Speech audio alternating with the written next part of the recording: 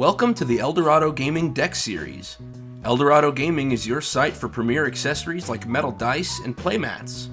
Eldorado Gaming sponsors the My Mythical Meta podcast, and the Deck Series features Magic the Gathering decks played by the My Mythical Meta crew. Subscribe to the channel and comment with your own suggestions or questions for the players. Welcome back to the Eldorado Gaming Deck Series. I'm your host, Travis, and I'm joined this week by my brother, Benjamin. Hello. We are filming in the same room together. Woo! Yay, we are such great brothers and happy friends, and my house is still under construction. We have an amazing deck for you, and I mostly say that it's amazing because it started out as my idea. And Benjamin took this idea and has refined it. He's made it better than I made it to start with. We are going to talk about what was once a Secret Santa deck, Benjamin's Jon Irenicus Shattered One deck. And I was really excited when you gave me this deck. It's something that plays along a different axis than most decks that anybody plays.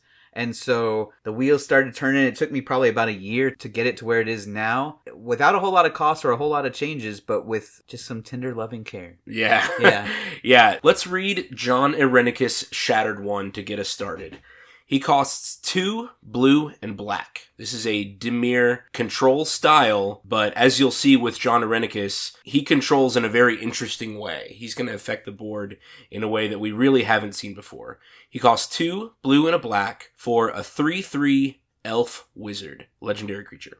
And here's his abilities. At the beginning of your end step, target opponent gains control of up to 1 target creature you control. Put 2 +1/+1 counters on it and tap it. It's goaded for the rest of the game, and it gains this creature can't be sacrificed. So, that first paragraph of text tells us at the end of your turn, you're going to give one of your creatures to somebody else. Right. It has to attack, and they can't sacrifice it. So, all of that just means they are stuck with it. Yes. They are stuck with that creature until they or an opponent can remove it. But you want them to keep it. Then, Jon has his second line of text. Whenever a creature you own, but don't control, attacks, you draw a card. Right. Yeah, that makes him a better commander because now your hand gets to stay full. Yes. Every time that something you've given away attacks, or as you'll see, we have a couple of other ways to give stuff away, you just refill in your hand, and you can just get to sit back. They're attacking each other, you just keep drawing your cards, and it just keeps the engine going. Yep, that's what goaded means. As long as another opponent is in the game, those creatures have to attack someone that's not you, Jon Irenicus' owner. They have to attack somebody else. So, whenever I created this Secret Santa deck, obviously Jon's first paragraph just cries out, I have gifts for you, but these gifts are bad. They are the poisoned cup. You want to give your opponents bad things that they have to keep. And that makes this commander and this deck so special. What a showcase for a bunch of creatures that no one else is playing in any decks. Right, I even put it in sleeves of Santa Claus. There's Santa Claus sleeves when you come out, it's like, I come bearing gifts. I come bearing gifts. For any Warhammer fans out there, Grandfather Nurgle. His gifts are diseases that he wants to spread to everyone. Disease and pestilence. And that is Jon Irenicus' story. He says, I have gathered all of these bad, awful creatures, and I'm going to give them to other people. In Magic design, especially in its early days, they loved to do this. They would make a really cheap creature that could come out really early in the game, but it would have a downside, a cost to pay in order to have this big, powerful creature early in the game. Right. So with a deck like this, you get to play those creatures early, give them to your opponents, and let them suffer from the poison throughout the game. Right. Yeah, that's the plan. And what I've noticed when I see a lot of deck techs, and even what your Secret Santa deck was, there tends to be this temptation to really overload with those downside creatures, to really want to put in everything there is. And what I found in our first playthrough when we did it was that was really fun, but also I really wanted to be playing only one creature at a time, so I wasn't stuck with them myself, and which meant I was left shields down with just my commander that I needed to stay in play so I could keep drawing cards. And so I was sitting on the back foot. I think there's a tendency the typical template for a commander deck is that you need 30 of your theme, but I think 30 downside creatures is a bit too much. And so we'll see that we have other ways to try to get those out and make sure that they are coming out on time and that you're constantly giving away these downside creatures.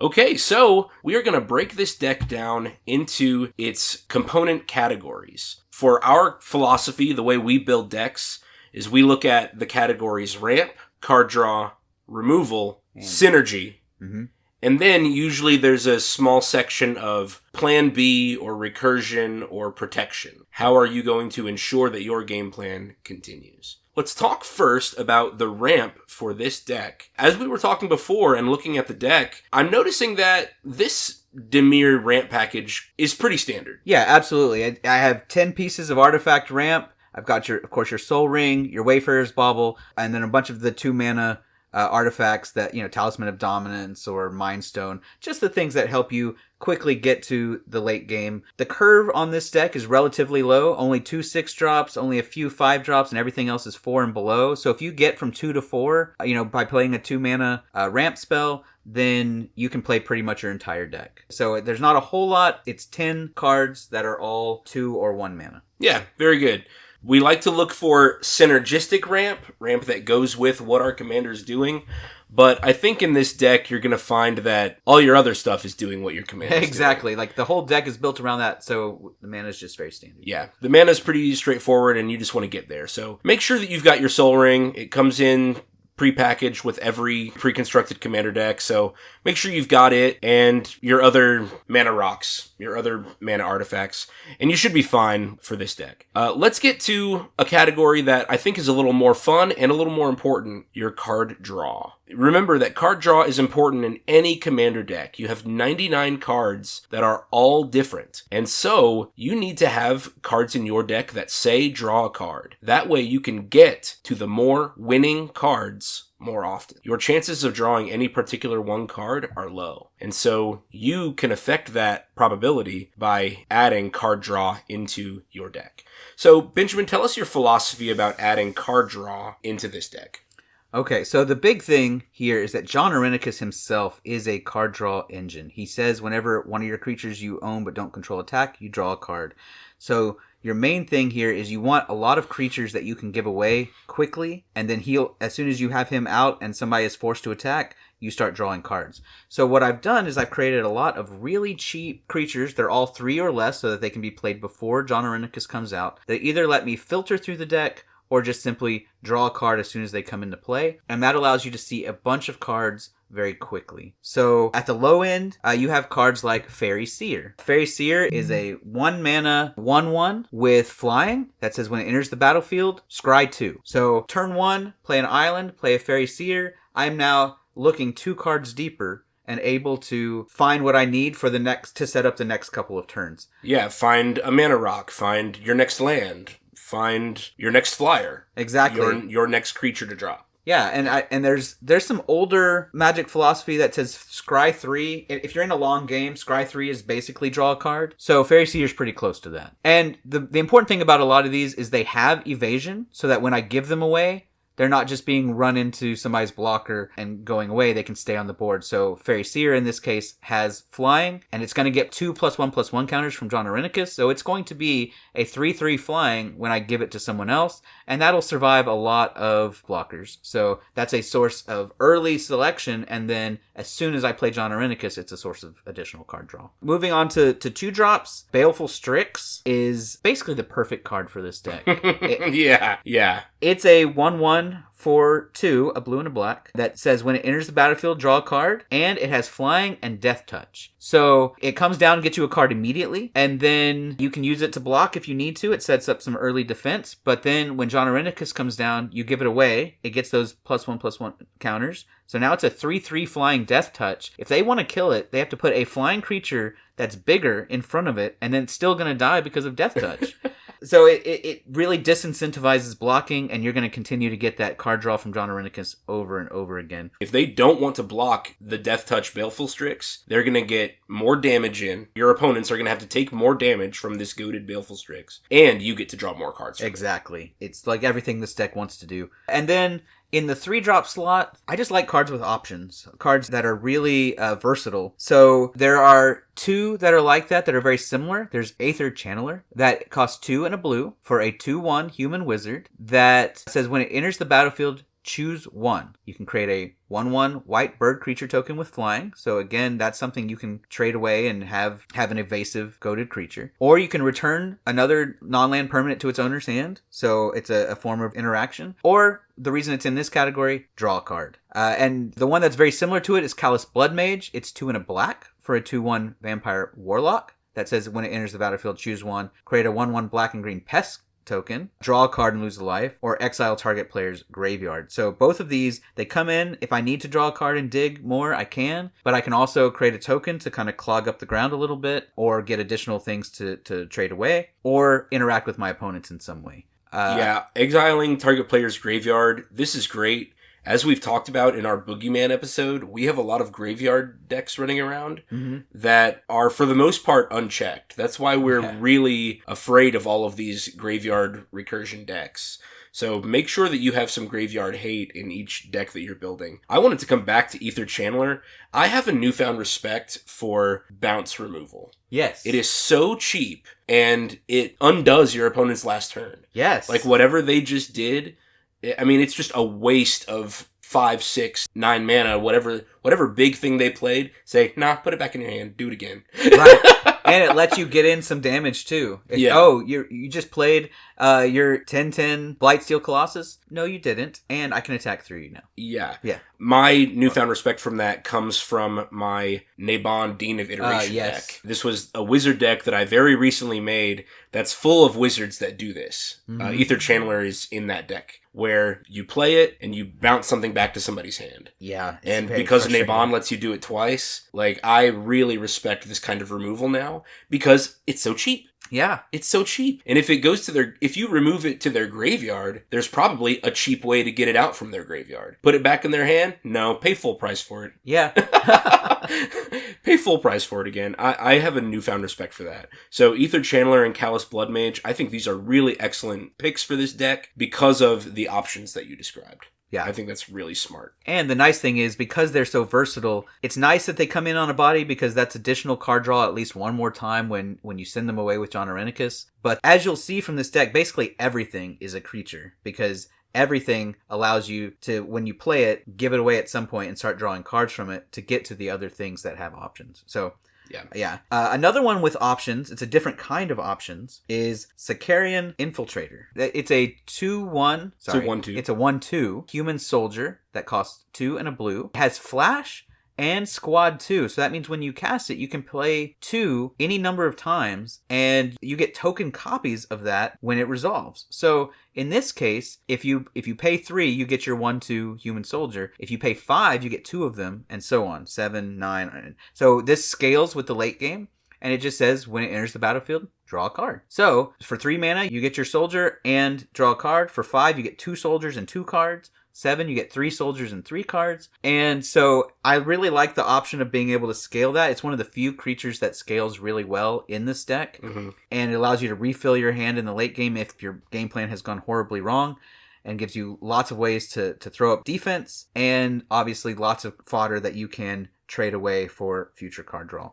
That flash speed is great. I mean, it basically makes for a really bad fog. Yes. Somebody thinks they're going to come into a walls down situation. They think they're going to get in some free damage. You say, nope, I'm going to flash in this blocker. 1 Sicarian Infiltrator, 2 Sicarian Infiltrators, 3. You're going to refill your hand and block whatever incoming damage they had. I think flash makes this card really special. Yeah. Yes, the flash makes it special and provides an additional option. Like he said, the fog, right? You can just hold that up. Having it in your hand lets you pass the turn, and everyone's like, what? You didn't play one of your 40 creatures this turn? What's going on? And there's not a lot of instance in this deck, so they may not have seen it and might be caught unawares. They might think you're out of gas. Yeah. You're holding a land in your hand to bluff, and then they come in for the attack and you refill your hand and block it. Yeah. Really good. One last one is Pilgrim's Eye, and it's indicative of a lot of these, just a flying creature that comes in and puts a card in your hand. In this case, I included it even though it's a bit lackluster, because I love it when you get a land in your hand, it guarantees that you're going to hit Jon Irenicus next turn. right? A Pilgrim's Eye with 3 mana means you have Jon Irenicus with 4 mana the next turn. Yeah, it's a guarantee. It costs 3 colorless, an artifact creature, 1/1 with flying. So it's that 1/1 flyer that we want to give to other people. It's a goated 3/3 that they can't get rid of. And whenever you play it, you get a land. Yeah. And it fixes, and that's one of the things that, you might have a Soul Ring and a Reliquary Tower, and you're like, how am I going to play Jon Irenicus? Or more importantly, I have a couple of things that have a lot of pips in them, and this will help you get the right color when you're going into turn 4. So that's kind of nice. All right, so we only talked about 6 of these, low-cost 1/1 flyers that draw a card. If you want to know more cards like this, you can obviously check the deck list. We love the website Scryfall, where you can use the advanced search to find creatures with flying that have the text draw a card, or creatures with flying that have the text scry. And that way you can fill the rest of this category with things you find that you like. What effect do you want to have on your 1/1 flyer? You can search for that and be able to customize the deck in a way that you want. Right. Absolutely. And I recommend you do that. I did carefully craft the deck, but a lot of these were cards that I already had in my collection and are fungible, right? There's, Tome Raider or Cloud Conceer or, any number of cards that say, flying enters the battlefield, draw a card. Flying enters the battlefield, scry. Flying enters the battlefield, surveil. Flying enters the battlefield, explore. Yeah. Right? There's a lot of variations on that, and it depends where you want to go with some of the other cards that you can choose which ones to put. This deck list is public on Archidect. We can put that in the description if you're watching this on YouTube to see which other ones that we chose to put in the deck. Yeah, we're going to move next to removal and interaction. It's important to be able to deal with your opponent's threats. We've talked so far about how Jon likes to give his goated creatures to other players, and so this deck does put on constant pressure to others, even though you're not the one attacking. But the rest of the cards in this next category are about getting rid of opponents' blockers, pesky enchantments, pesky parts of their game plan, so that you can still get through. So this is our interaction or removal category. Yeah, we have 14 in this category, but we're just going to highlight 5 of kind of the emblematic ones. Mm-hmm. And one of my favorite ones is Bloodthirsty Blade. Bloodthirsty Blade is a 2-mana artifact equipment. It says equipped creature gets +2/+0 and is goated. And then you can pay 1 to attach it to a creature an opponent controls. Activate as a sorcery. So one of the nice things about this deck is obviously you're not trying to wipe the board often because that destroys your game plan. You're really wanting to pinpoint removal. And sometimes the opponent has something that's indestructible or has something with regenerate or has something that you don't mind being on the board as long as it's not swinging at you. Mm-hmm. And so just equip it with a Bloodthirsty Blade, and it has to go at one of your opponents instead. And of course, if it's something that with a tap ability, they either have to use it in their first main phase or attack and lose it. And it makes that creature even more powerful. So if someone's playing an Infect or Poison or getting in with commander damage, you can hasten your opponent's downfall with Bloodthirsty Blade. I really like it as a removal option that doesn't really make the players quite as salty. Oh no, not at all. Because if you Bloodthirsty Blade my Voltron commander, I still get to play with it. I'm having lots of fun. You just made it better. Yeah. Right? And so, but it also protects me in that I did not get rid of your creature, but it's not coming at me, so I can continue with my game plan like normal. I really love Bloodthirsty Blade. Okay, tell us about Kitesail Larcenist. Okay, Kitesail Larcenist is one of the ways that you can get rid of permanents that are not creatures. There's a lot of creature removal in this deck. Other permanents are a little bit more difficult. So it's a human pirate, 2/3, that costs 2 and a blue, and it has flying and ward 1, which is pesky and basically hexproof. Yeah. Yeah. And it says, whenever it enters the battlefield, for each player, choose up to 1 other target artifact or creature that player controls. For as long as Kitesail Larcenist remains on the battlefield, the chosen permanent becomes a treasure artifact with sacrifice this artifact, add 1 mana of any color, and loses all other abilities. So they get a token out of it, but you can take care of a pesky artifact, you can take care of a pesky creature, and the nice thing is, it says for as long as it remains on the battlefield, where it has ward 1, you're about to put 2+1/+1 counters on it and make it where it can't be sacrificed. So it gets harder to remove in this deck than in normal decks.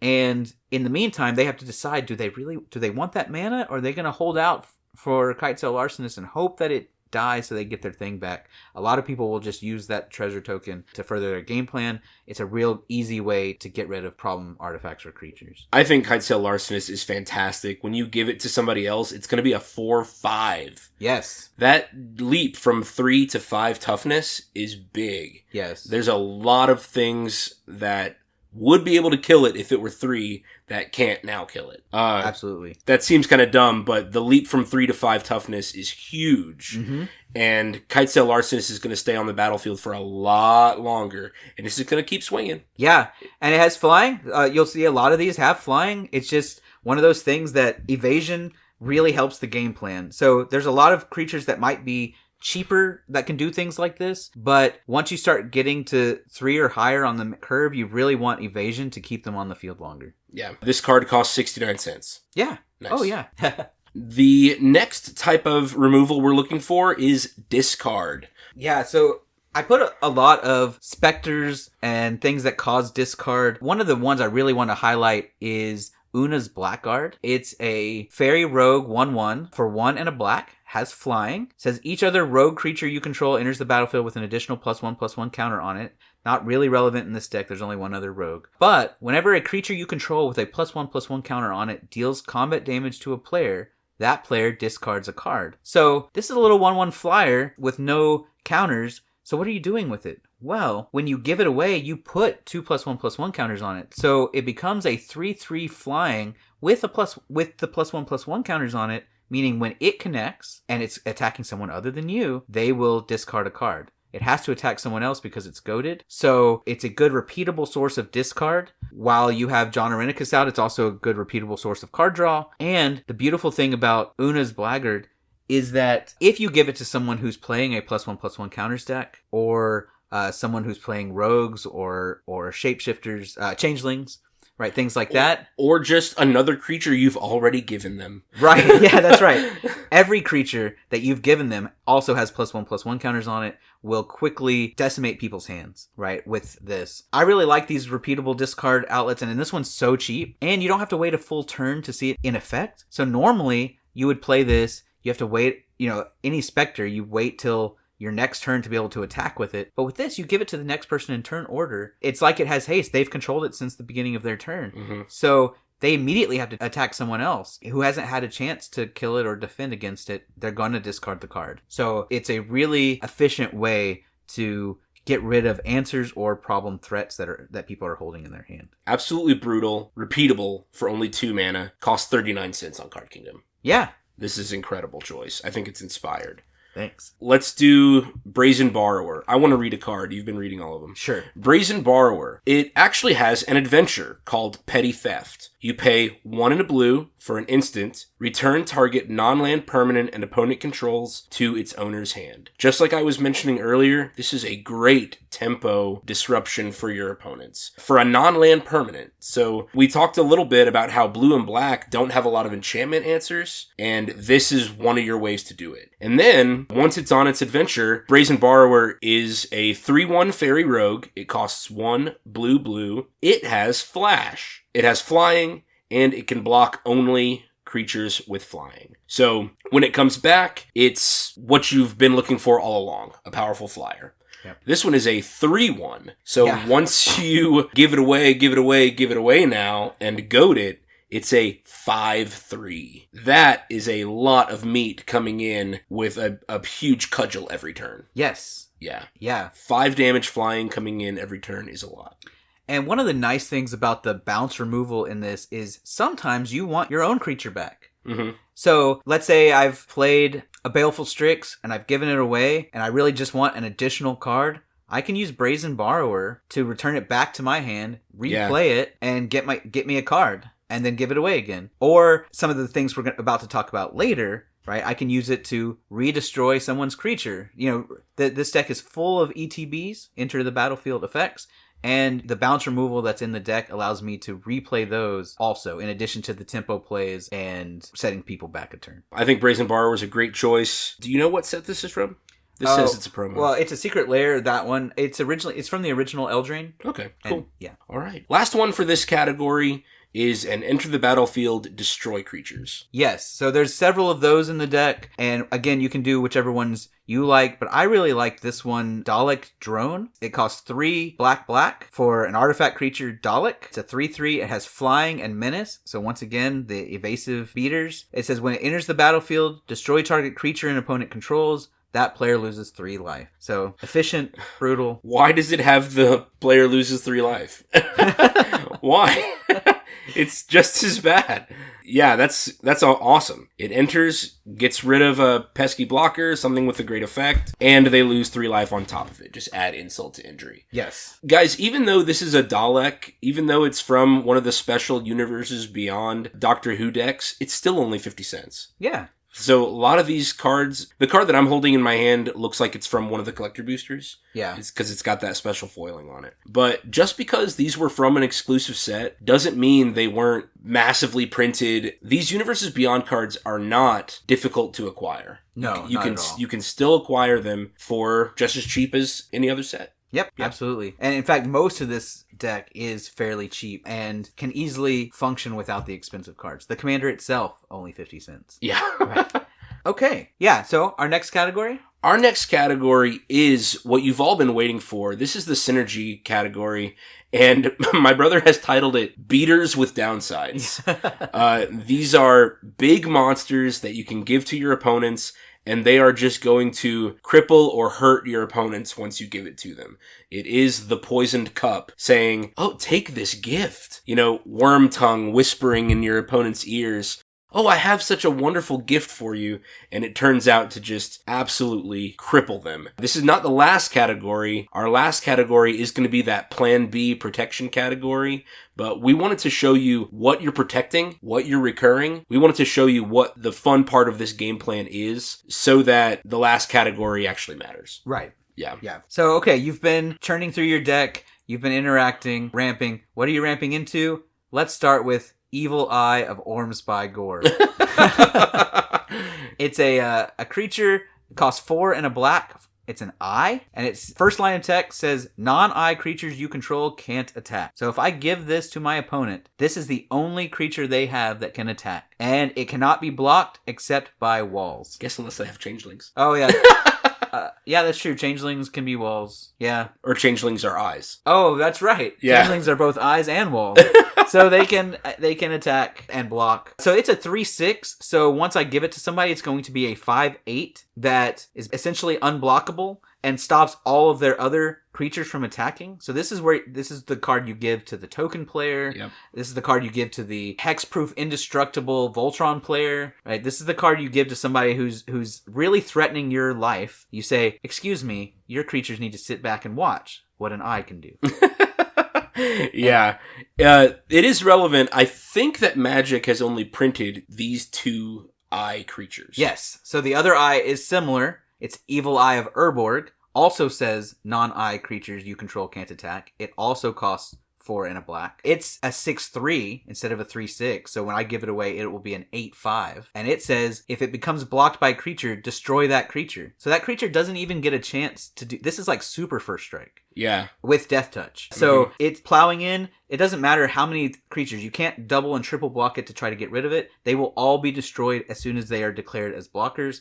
So it's basically unkillable in combat and prevents all of your creatures from attacking, and it's huge. So yes, it'll likely get chump blocked most of the time, but hey, if it's holding back everything else they have, yeah, and forcing one of my other opponents to sacrifice a creature every turn, I'll take that. Amazing 2 cards. The version that I had of this deck did not have these, and it's just a great pick, and I think they're 35 cents. How much is Ormspy Gore? Yeah, 35 cents. 35 cents. You can pick these up.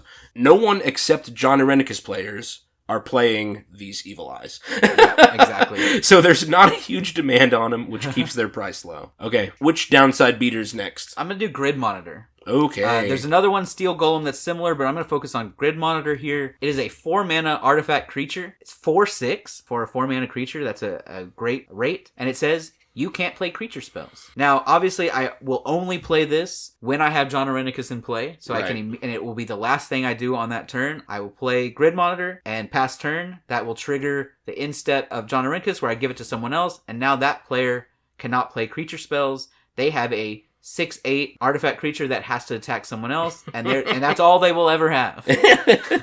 Yeah, I mean, it's an absolutely amazing pick. Like we said, Steel Golem does the same. It costs 3, but to completely shut off someone else's ability to cast creatures, they have to spend their own removal spell on it. Yeah, it can't be sacrificed. It can't be sacrificed. They have to use their own removal spell that are supposed to be used on your opponent's creatures to take out something that's on their own field. Yeah. In order to enable them to play creatures again. Debilitating ability. Yep. The next one, there's several of these that are they're very cheap for a really good rate that have a kind of an inconvenient ability that just helps me get in chip damage constantly. So the one I'm going to highlight on this is Serendib Efreet. It's 3 mana, 2 and a blue for a creature Efreet. It's a 3/4 flying. So 3/4 flying for 3 is a really good rate. Yeah, that's incredible. When I give it away, it's going to be a 5/6 flying. And I love how it curves into Jon Irenicus. So I play this on turn 3. It's great for a blocker. Yes, I'll take 1 damage on my upkeep. Oh, poor Benjamin. 1 damage on your upkeep. Ouch. But then I will give it away to someone else. They'll also take 1 damage every upkeep and start hitting my opponents for 5 in the air. Yeah. So I have a couple like this. Another one is Pitiless Horde. It is a 5/3 for 3.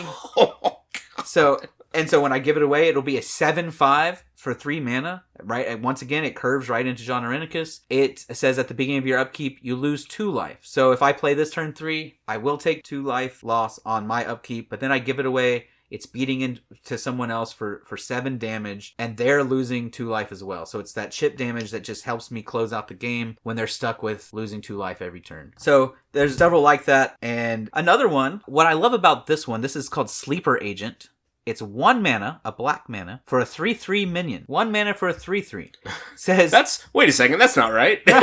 It does have the downside of at the beginning of your upkeep, it deals 2 damage to you, but it also does Jon Irenicus's ability for you. It says when it comes into play, target opponent gains control of it. So if I play this on turn 1 or turn 2, yeah, it's possible that they'll swing it straight at me, but by the time it gets to their turn, before they can swing it a second time, they will have taken 4 damage. Yep. And I can play Jon Irenicus and possibly give something else away, meaning I'm going to draw 2 cards from Jon Irenicus instead of just 1. So the nice thing about Sleeper Agent is, yes, it does the chip damage, it's an above rate creature, and it's helping me to draw cards without having to do the 1 a turn thing that Jon Irenicus does. Helps me draw those cards a little bit faster. Yeah, awesome choice. Okay, and another one that gets in chip damage, but much faster, is Flesh Reaver. Sick. Absolutely sickening. I've seen this particular monster in play once when we gave it to Randy in the debut of the Ascension Classic, and it just dealt tons and tons of damage to him. Yes. As well as the other people that he was attacking. Yes. It was just really, really cool. Flesh Reaver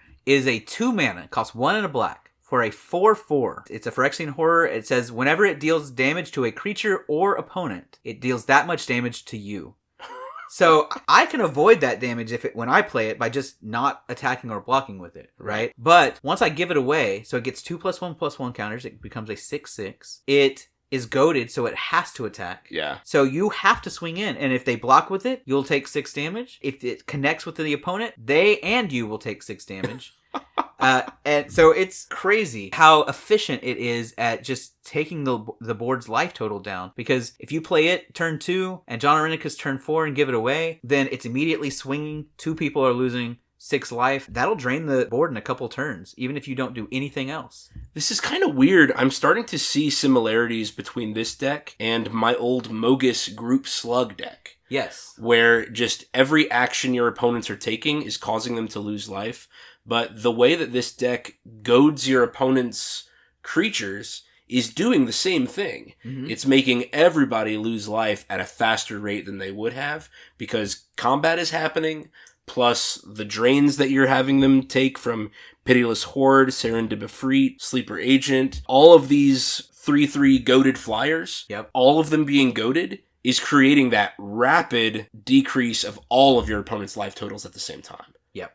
I think that's really cool. That's a lot of fun to see blue doing what a Rakdos deck is pretty well known for. Yeah, and that's what makes this deck so fun. It is a control deck. You'll see from the next few cards we're talking about, and from all the interaction cards we talked about, it's drawing lots of cards, it's stopping your opponent's game plans, it's causing lots of sacrifice and keeping you from playing creatures or things like that, but it's so aggressive. Yeah. So it doesn't halt the game, it speeds it up, but at the same time you're just pointing everyone's creatures and removal elsewhere, and you can kind of sit back and relax a little bit. Yeah. It's a lot of fun. So cool. I want to talk about Rotting Regisaur. Absolutely. Another control piece. We talked a little bit earlier about a few cards that cause discard whenever they enter.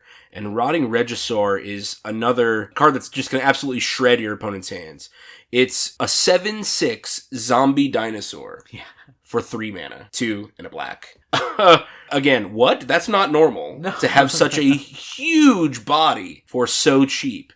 And it's because of this debilitating upkeep trigger. At the beginning of your upkeep, discard a card. So if I were playing this in Standard, it comes out on turn 3, I have a massive threat to my opponent's life total, and the price I'm paying for that is discarding a card. Well, I'm not in Standard. I'm in Commander. I have 3 other opponents. I'm going to give my opponent a 9/8 goated creature, and they have to discard a card every turn. Mm-hmm. Oh my god. That is not right. That is really upsetting. That's awesome. Okay. The next class of creatures, again, more chip damage, are the ones that say every time something happens, lose a life. Mm-hmm. And so a great example of this is Wretched Anurid. It's a 3/3 for 2, 1 and a black. So again, that great rate for a zombie frog beast. That says whenever another creature enters the battlefield, you lose 1 life. So that's you playing creatures, that's your opponent's playing creatures. If they play something that creates 5 tokens, you're going to lose 5 life. So it's just something that happens a lot in our Commander games. Yeah. And it's just, and of course, I've given it to you. So it's a 5/5 when you get it. It's goated, so it's swinging in hard. But then every time someone does something or you do something that creates a creature on the battlefield, you lose another life.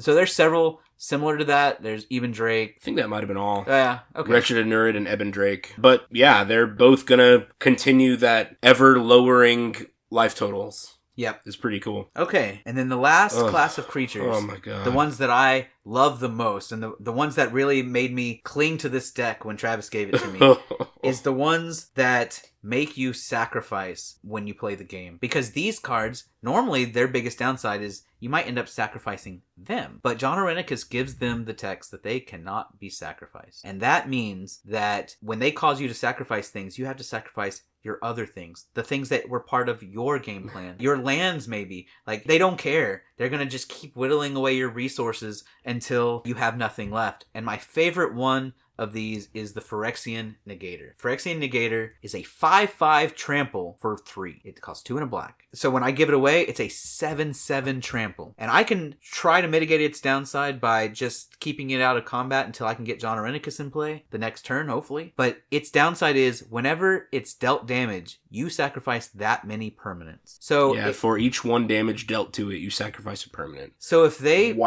put their 3/3 beast token in front of it and you trample in for 4 damage on top of that, you have to sacrifice 3 permanents. And it can't be Phyrexian Negator. It can't be sacrificed. Oh my god. So I mean, that your board is going to be nothing but the things I give you when you're done with this. Disgusting. It's just so beautiful. This art is amazing. The one that I'm looking at here in front of me, he looks like a xenomorph alien with like gold accents, and yeah, that is a really, really amazing artwork too. Mm-hmm. A similar one, and I think this is your favorite, right? Do you want to talk about this one? Yeah. So I think I remember getting this one into the deck whenever I built it. It's called Desecration Elemental. It costs 4 mana. Wow, what could we get for 4 mana? 3 and a black for an 8/8. 8/8. 10/10 when I give it away. 10/10 when you give it away. It's an elemental. It has fear, which means that it can only be blocked by black or artifact creatures. Right. And then it says, whenever a player plays a spell, sacrifice a creature. Every time the person who owns Desecration Elemental plays a spell, you have to sacrifice a creature. Every time your 3 opponents play any spells, you have to sacrifice a creature. Dang. And you can't sacrifice it. Yeah. This is just going to decimate the rest of your creature front. Yeah. Yeah. Really, really cool. And it's going to swing in for 10.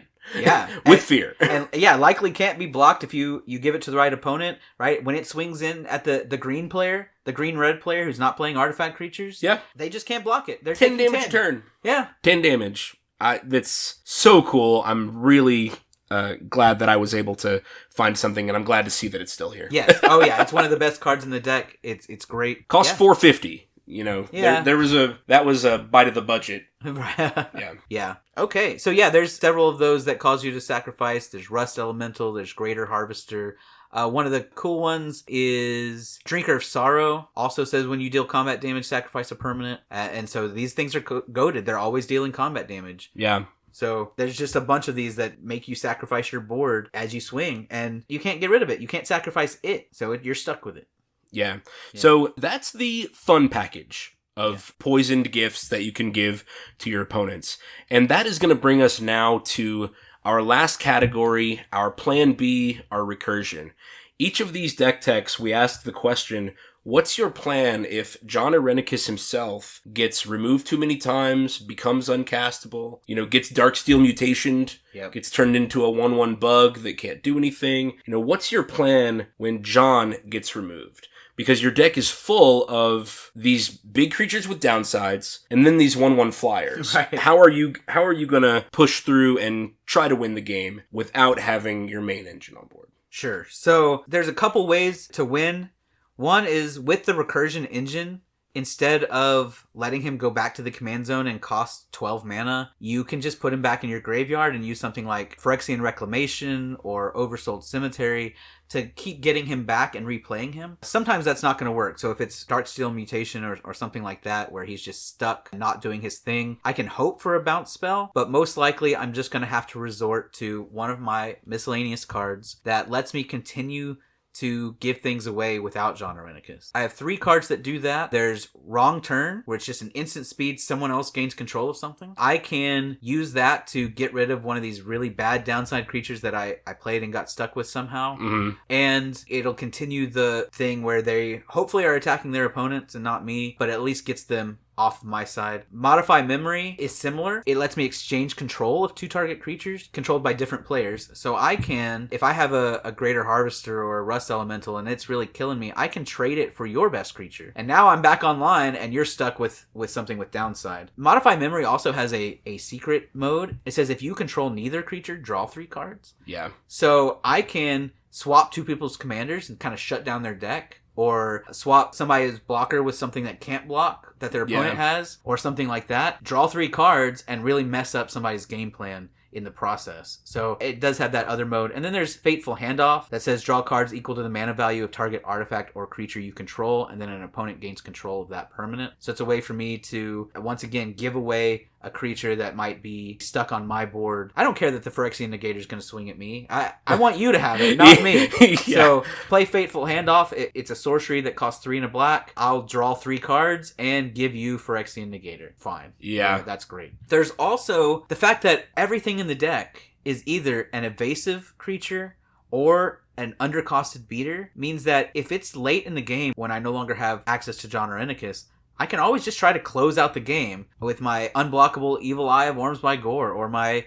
flying Rust Elemental or Fear Desecration Elemental. Right, exactly. I can keep swinging in yourself. Yeah, just keep doing it and hope that I have the time, because I have seen other decks win with a bunch of cheap flyers. Oh yeah. You just, hey, we've gotten enough chip damage, we've all been attacking each other, it's the late rounds, and I have 12 life and you have 12 life, and I can't get my commander anymore. Fine, I'm going to swing in with 3 flyers and hold back my little 1/1 tokens, that maybe I got with Callous Bloodmage or something. And I'm just going to hope that I can clog the board up long enough to chip in with flyers. Or, like you said, get in one good attack with a Desecration Elemental before I have to sacrifice it or whatever. And that, I think, will take this deck a long way. And it kind of comes to what separates this from a lot of the other Jon Irenicus decks. I only have 17 of those cheap downside beaters. And that's because I don't want to get stuck. I don't want to have to rely on Jon Irenicus because he is a removal target. Oh, yeah. And there's only so many times you can cast him. There's only so many times you can recur him. And I want to have gotten the value and be able to close out a game without fear that that I have a bunch of unplayable cards. So the ones that I do have, they're effective, they're cheap. I mentioned earlier the curve is low so that I can play them right before or right after playing Jon Irenicus without fear of them getting stuck in my hand. There are some really awesome high-end downside creatures out there that cost 7 or 8 mana and completely devastate you and your opponents, but I don't want to get stuck with those in my hand, and I don't want... Their downsides are so devastating that I don't want to get stuck without Jon Irenicus and have an unplayable card. Yeah. And so there are a few. There's like 3 or 4 that are a concern to get to that, but I've tried to minimize those as much as possible. And so that's plan C is I'm just going to beat you with the creatures I've got. Yeah. You know. And then just pay their downside when they come and hope that you can win the race to get their life total down. Exactly. Yeah. I was thinking again about the type of removal of sending creatures back to your hand. And I remember that when you played Jon Irenicus and I was playing that Naban Wizard deck, I just kept sending Jon back to your hand. It was that's annoying. That's going to put you back 4 mana every turn if you're just recasting him that way. And so that means every turn you'd have to go Jon Irenicus and a cheap creature. Yeah. Well, I think having so many cheap creatures is a solution to that. Yeah. You were able to play Jon Irenicus every turn, plus your cheap creature that you can still give it away, that you can still draw the card or surveil or whatever, and then still give it away so that your game plan stays online. Yeah. I think that's a really smart move. Anything else that you want to hit for Jon Irenicus? For anybody who's on the fence about Jon Irenicus, it's super fun to play. It's very cheap to build. It works along a different axis, and I really appreciate that my brother gave it to me.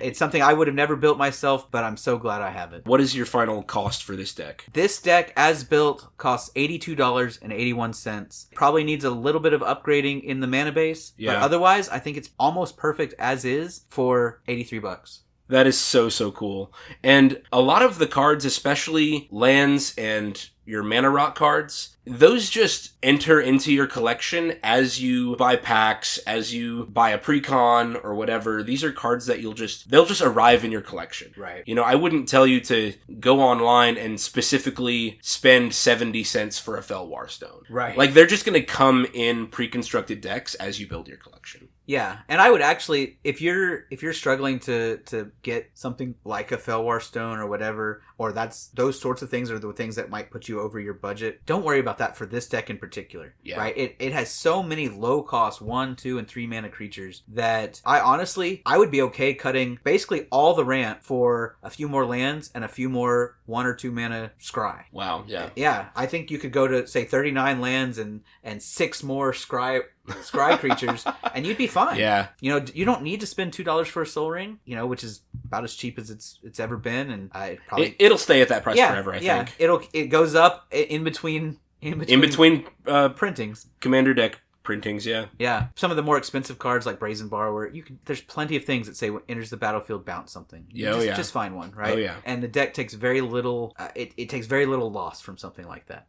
This deck is so fun to play and so cheap to get into and can still be good without the high cost cards that I highly recommend this for anyone who's, say, an intermediate builder who enjoys the puzzle of figuring out how to win, how to get your opponents down without a combo and without the big creatures on your side of the board. It's kind of a fourth way. Yeah. Really cool. Well, Benjamin, thank you so much for walking us through Jon Irenicus Shattered One. I am so glad that I was able to find something that spoke to you, that really opened up your puzzle solving it was great. Experience. And we have a really fun deck in our meta now that gets continued play. And that doesn't always happen with our Secret Santa deck. So that's exciting for me as the original builder, and I'm sure exciting for you as you've found something new. Absolutely. Listeners, remember that if you have further questions about the deck, you can always leave comments on YouTube. Benjamin and I are both very active in responding to YouTube questions or comments. You can write messages directly to mymythicalmeta@eldoradogaming.com. And don't forget that you can purchase dice and other role-playing game accessories from eldoradogaming.com using the promo code META for 10% off. Thank you very much for listening. Tune in next time for a good deck. Bye. Bye. This episode was sponsored by Eldorado Gaming. use the promo code META for 10% off your order. Please like, comment, subscribe, and share.